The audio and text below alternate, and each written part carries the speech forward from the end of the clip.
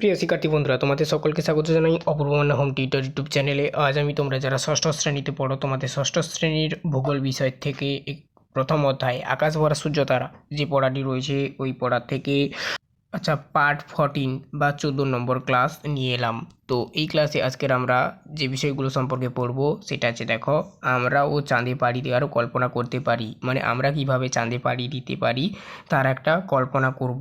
তারপরে দেখো, এবার আশপাশটা ভালো করে দেখে নেওয়া যাক, মানে এখানে চাঁদের চারপাশের প্রকৃতি সম্পর্কে দেখতে হবে, এই সম্পর্কে বলা রয়েছে আর কি।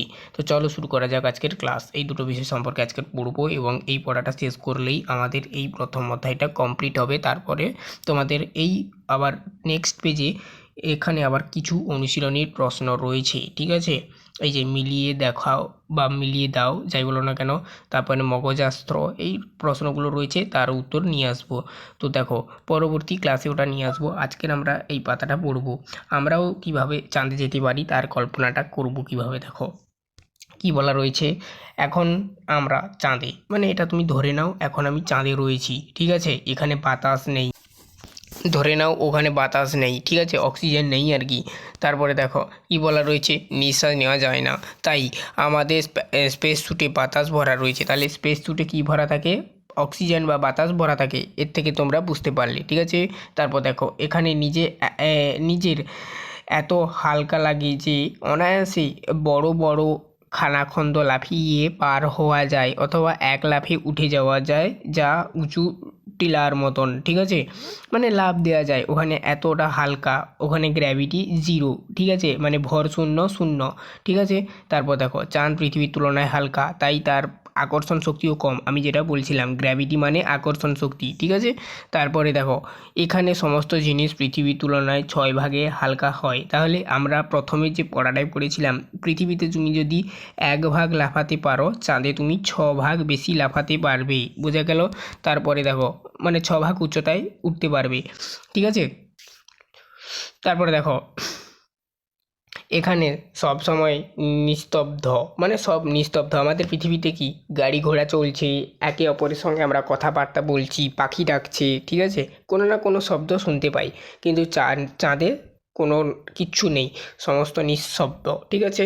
যত চিৎকারই করো না কেন কেউ শুনতে পাবে না, কারণ বায়ুশূন্য স্থানে শব্দ এক জায়গা থেকে আর এক জায়গায় যেতে পারে না। তাহলে চাঁদে এক জায়গায় শব্দটা থেকে যাবে, কিন্তু অন্য জায়গায় যাবে না, বোঝা গেল। তাই এখানে নিজেদের মধ্যে কথা বলতে হয় ইশারায় অথবা রেডিওর মাধ্যমে, ঠিক আছে। তাহলে বিজ্ঞানীরা, অর্থাৎ যারা অ্যাস্ট্রোনট হন, তারা কিভাবে কথা বলে? ইশারার মাধ্যমে এক প্রকার কথা বলতে পারে, অথবা রেডিওর মাধ্যমে কথা বলতে পারে, বোঝা গেল। তারপরে দেখো, এবার আশপাশটা ভালো করে দেখে নেওয়া যাক। এবারে তোমাদের এই আশপাশ সম্পর্কে পড়তে হবে। আর একটা কথা বলে দিই, চ্যানেলে নতুন থাকলে অবশ্যই চ্যানেলটাকে সাবস্ক্রাইব করবে। এর আগের ক্লাসগুলো তোমরা যারা না দেখেছো অবশ্যই দেখে নেবে, প্লেলিস্টের মধ্যে লিঙ্ক দেওয়া রয়েছে।